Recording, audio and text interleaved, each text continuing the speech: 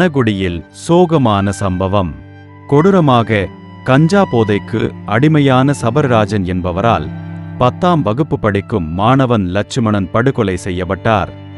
லட்சுமணன் ஏழை குடும்பத்தில் பிறந்த தேவர் சமுதாயத்தை சார்ந்தவர். லட்சுமணன் மரணம் அந்த பகுதியில் பெரும் பரபரப்பாக இருந்தது. முக்குலத்தோர் சமுதாய தலைவர்கள் லட்சுமணனின் மரணத்திற்கு நியாயம் கேட்டு உடலை வாங்க மாட்டோம் என்று போராட்டத்தில் ஈடுபட்டனர்.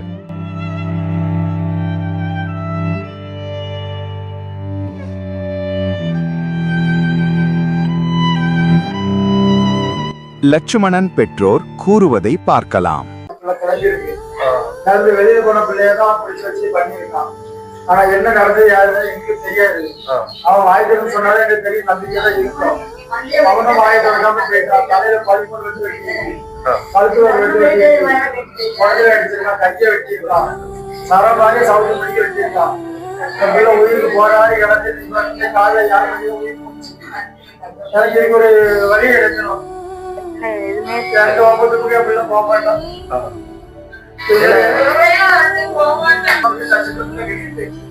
வெளியே போன பிள்ளையா போயிட்டு வச்சு கஞ்சா பழக்கம் நிறைய. எப்போதும் கஞ்சா போடுவாங்க, எப்போ போடுவாங்க. என் பிள்ளை தைத்து என் தங்க கட்டியா தைத்து அவதான்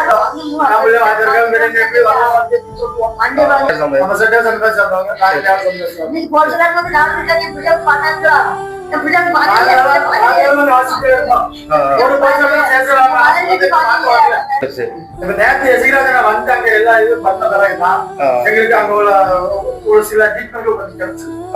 அவரு வந்து கொஞ்சம் 18 வந்து பார்க்க வந்தாங்க. அவர் நான் 3 மணிக்கு வர சொல்லி 5 மணிக்கு பார்த்துட்டு தலைமை இல்லைன்னு சொல்லிட்டு போயிட்டாங்க.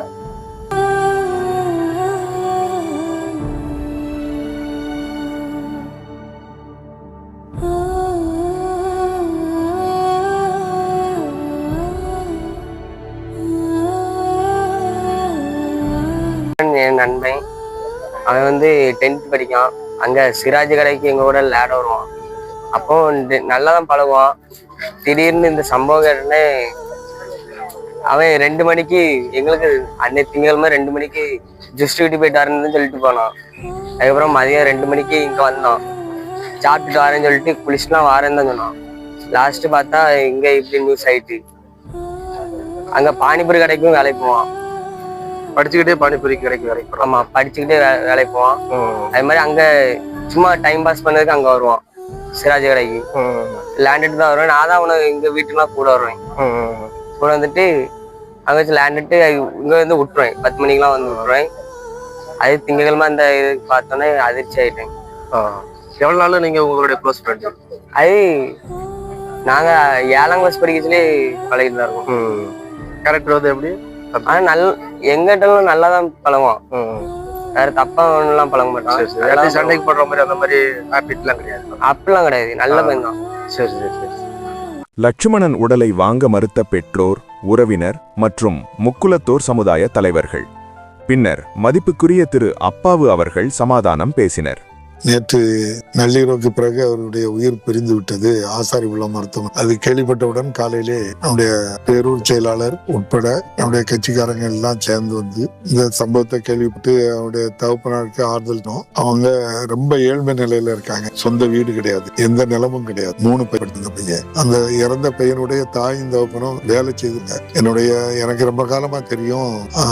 பையனுடைய தகப்பனார் வந்து நம்ம சமோசா போட்டு வியாபாரம் பார்க்கிறாள். சின்ன ரொம்ப சாதாரண. அவருடைய வறிய நிலையை பார்த்த உடனேயே திருநெல்வேலி மாவட்ட ஆட்சியருடைய கவனத்தை சொல்லி ஏற்கனவே மாண்பு முதல்வர் அவர்கள் அடுக்குமாடி குடியிருப்பு 468 வீடு கட்டுறதுக்கு 12 வேலை நடந்து முடிய போகுது. அதுல ஒரு வீடு, அது 20 லட்சம் ரூபாய் பெறுமதியான வீடு. அதை நம்முடைய மாவட்ட ஆட்சியருடைய கவனத்துக்கு சொல்லி அதை அவர்களுக்கு நானே ஏற்பாடு செய்து கொடுப்பதாக, அதற்கு தேவையான செலவு வந்தாலும் அதை நானே ஏற்பாடு செய்து அவங்களுக்கு கதாட்டி சொல்லி இருக்கிறேன். இன்னைக்கு சில காரியங்களுக்கு உள்ளதை கையில குடிங்க பண்ணுங்க அப்படின்னு இருக்கேன். இது போக அரசு நிவாரணம் இன்று அல்லது நாளை காலைக்குள்ள எனக்கு தெரிஞ்சு நிறைய அதிகாரிகள் இந்த தேர்தல் பணியில இருக்கிறதுனால அதுல ஒரு சின்ன சுணக்கம் வந்து இப்போ வந்து விரைவாட்டு வேலை நடந்துகிட்டு இருக்கு. அந்த தேவையான அந்த நிவாரணம் நிச்சயமாட்டு விரைவிலே இன்னைக்கோ நாளைக்கோ நம்ம வாங்குவோம். இந்த சம்பவம் கேள்விப்பட்ட உடனே தம்பி இசைக்கிராஜ் அவர்களும் தூத்துல இருந்து வந்து ஏற்கனவே அவங்க வெள்ளிக்கண் ஏற்கனவே வந்திருந்தாங்க. காலையில அவங்கள பார்த்தேன். அப்புறம் இப்ப நானே எங்க மாவட்ட பொறுப்பாளர் கிரகாம்பல் அவர்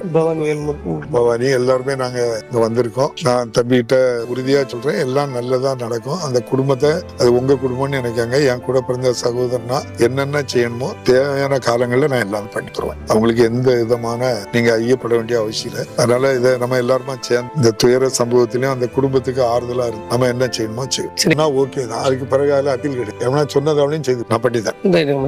நான் பாத்துருந்தேன் தம்பியை, நான் பார்த்துருந்தேன். அந்த 2 பிள்ளைகளுக்கு வழியும் நான் காட்டி என்னால முடியும். நான் என்ன வழி செய்யணுமோ நான் அதை உண்மையில உங்களை நம்புற அளவுக்கு மாற்றுக்கிறது இல்லை. நீங்க எங்க நம்ம இதுகள் வந்துன்னா சரிதான். நாங்க அதை எப்படி முடிவு எடுப்போம். உங்களை சந்திச்சதே எனக்கு சந்தோஷம் தான். நீங்க உங்க கடமையை செய்யிருக்க, நான் ஏன் செய்யறேன். நம்ம அவங்கள போஸ்ட்மார்ட்டம் பண்ண சொல்லிட்டீங்களா? சொல்லல. நீங்க சொன்னாதான் போட்டு திரட்டா போனா டீன் போல்டு டீன். லக்ஷ்மணன் உடலுக்கு இறுதி சடங்கு நடைபெற்றது. பின்னர் மதிப்புக்குரிய திரு அப்பாவு அவர்கள் வாக்குறுதி சொன்னதை எதுவும் செய்யவில்லை என்று லக்ஷ்மணன் பெற்றோர் வருத்தம் தெரிவித்தனர். பையன் படிச்சிருக்கனால பையனுக்கு கவர்மெண்ட் வேலையும், இவங்களுக்கு சொந்த இடமும் சொந்த வீடு இல்லாதனால இங்கே ஒரு 468 அடுக்குமாடி வீடு குடியிருப்பு கட்டுறேன். கவர்மெண்ட்லேருந்து கட்டுறாங்க. அதுலேருந்து இவருக்கு ஒரு வீடு கொடுக்குறேன். அந்த வீட்டுக்கு வந்து 4,5 லட்சம் முன்பணம் கட்டணும். அந்த முன்பணத்தையும் நானே என் சொந்த செலவில் கொடுக்கணுன்ட்டு சொல்லிட்டு சொன்னாங்க. ஆனால் இது வரைக்கும் சொல்லிவிட்டு அவங்க ஆறுதல் சொல்லிவிட்டு, அப்போ அன்றைக்கி இந்த பாடியை வாங்குங்க, உடலை வாங்குங்க, நல்லடக்கம் பண்ணுங்க, நம்ம தம்பி எசகிராஜா நீங்கள் சொன்னால் நடக்கும் அப்படின்னு எசகிராஜா கையை பிடிச்சி அவர் கேட்டார். அப்போ எசகிராஜா அப்போ நான் சொல்லுதேன், ஏன் இன்ன வரைக்கும் சொல்லலை, நான் சொல்லுதேன்னு சொன்னேன். இல்லை, நான் டீனுக்கு ஃபோன் போட்டு தரேன், நீங்கள் பேசி போஸ்ட்மார்ட்டம் பண்ண சொல்லுதேன், நீங்கள் பாடியை நல்லடக்கம் பண்ணுங்கள், நான் என்னோடய சொந்த பைசா 1 லட்ச ரூபா நான் செலவுக்கு அவங்களுக்கு கொடுக்குறேன், இது போக நான் வருவாய்த்துறை ஆட்சியிலேருந்து வரக்கூடிய ரூபாய்க்கு நான் ஏற்பாடு பண்ணுறது எல்லாம் நான் பேசிட்டேன், இன்னும் 2 நாளில் இந்த கதைகள் நடக்கும்னு சொல்லி சொன்னார். நாங்களும் அவரை நம்பி இருந்தோம். மறுநாள் அந்த சங்கரவர் வந்து bank book, Aadhaar card, ration card எல்லாம் வாக்குமூலம் கொடுத்துட்டு ஐயா சபாநாயகர் ஐயா கிளம்பி விட்டார். சபாநாயகர் கிளம்பி போனதுக்கப்புறம் நாங்கள் போய் உடலை வாங்கி நல்லடக்கம் பண்ணோம். நல்லடக்கம் பண்ணது வரைக்கும் பிஎம்டி மக்கள் பாதுகாப்பு படை தலைவர் எசகிராஜா எசகிராஜா அவர்கள் கூடயே இருந்து அந்த இறுதிச் சடங்கு முடித்து விட்டு தான் அவர் சென்றார். இந்த சம்பவம் நடந்ததுலேருந்து இன்னைக்கு வரைக்கும் இந்த எசகிராஜன் டெய்லி ஃபோனில் என்கிட்ட பேசி தான் இருக்கார். என்ன செஞ்சாங்களா, வந்தாங்களா, போனாங்களா, எதுவும் கேட்டாங்களா, எதுவும் அவங்களுக்கு உதவி பண்ணியிருக்காங்களா, அக்கௌண்ட்டில் பணம் இருக்கா, எல்லாம் கேட்டுட்டு தான் இருந்தார். அப்போது நான் 20ஆம் தேதி அன்று என்ன பணம் ஒன்றும் ஏறலண்ணே, அப்போ சபாநாயகர் ஊரில் இருக்கான்னு கேட்டாங்க. ஆமாண்ணா 20ஆம் தேதி இங்கே கும்பாபிஷேகம், 22ஆவது கும்பாபிஷேகம் இருக்குது, அது வருவாங்கன்னு சொல்லியிருந்தேன். அப்போ எசகிராஜன் கூட இருக்க வலிக்கும் தேவரன்னு சொன்னார். தலைவர் சொல்லியிருக்காருண்ணே, நீங்கள் அவர் இல்லத்தில் போய் பாருங்கன்னு சொல்லி சொன்னார். அப்போ அங்கே நான் பிஎம்டி நகர செயலர் மாரி பண்டிகை சொல்லி இருக்காப்புல, அவரை கூப்பிட்டு அன்றைக்கி அவர் எனக்கு முக்கியமான வேலைக்கு வர முடியலன்னு சொல்லி சொல்லிட்டாப்புல. அப்போ அப்போ வலிகன்ட்டு சொன்னேன், நீங்கள் போங்கன்னு தம்பி கூட்டிகிட்டு போங்கன்னு சொல்லியிருந்தேன். நான் என் ஒய்ஃபு என் பையன் 3 பேரும் 22/2/26 அன்று சபாநாயகர் இல்லத்துக்கு நாங்கள் சென்றிருந்தோம். சபாநாயகர் இல்லத்துக்கு சென்றிருக்கும்போது அங்கே ஒரு 10-15 பேர் அவரை பார்க்க உட்காந்துருக்கும் போது நாங்களும் உட்காந்துருந்தோம். ஒரு குறைஞ்சபட்சம் ஒரு 3/4 மணி நேரம் இருந்திருப்போம். 3/4 மணி நேரம் கழிச்சு சபாநாயகர் ஐயா வந்தாங்க. எல்லாத்தையும் கூப்பிட்டு பக்கத்தில் விட்டு பேசுனாங்க. சால்வ் அணிஞ்சாங்க, ஃபோட்டோ எடுத்தாங்க, பத்திரிகைலாம் கொடுத்தாங்க. அவங்களெல்லாம் பக்கத்தில் விட்டு பேசினாங்க. ஐயா என்ன கண்டுட்டு நீ யார் எங்கேருந்து வரேன்னு கேட்டார். அப்போ நான் பணக்குடியிலேருந்து லட்சுமணன் சிறுவன் இருந்தாங்க, ஒரு அப்பா தான் வந்திருக்கேன் அப்படின்னு சொன்னேன். இதை சொல்லி முடிக்கக்குள்ளேயே அவர் தான் அன்றைக்கே 1 லட்ச ரூபா கொடுத்துட்டேனே, பின்ன என்ன வந்தேன்னு சொல்லி கேட்டார்.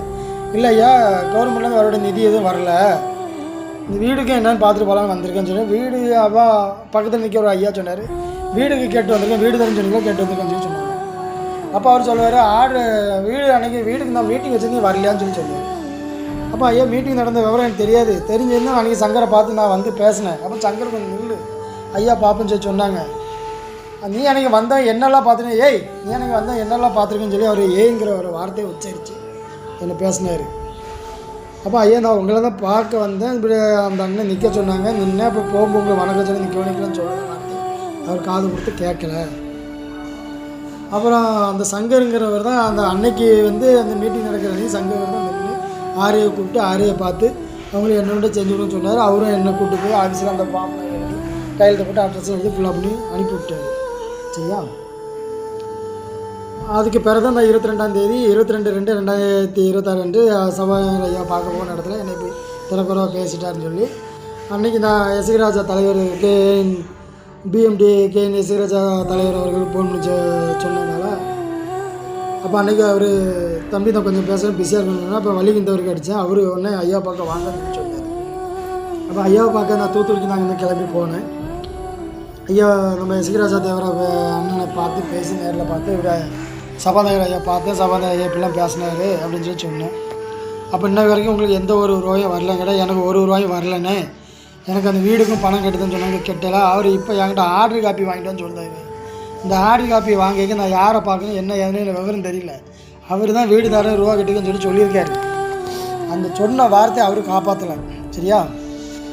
இதனால் நான் அண்ணன்ட்ட சொன்னதில் அண்ணன் எங்களை அங்கே விட்டு ஒரு வீடியோ எடுத்தாங்க. அந்த வீடியோவை எடுத்து அண்ணனும் பேசி ஒரு வீடியோ அனுப்புனாங்க. அன்றைக்கி பணோடி சிறுவன் இறந்தால் அதுக்கு சபாநாயகர் வாக்குறுதி கொடுத்தாரு.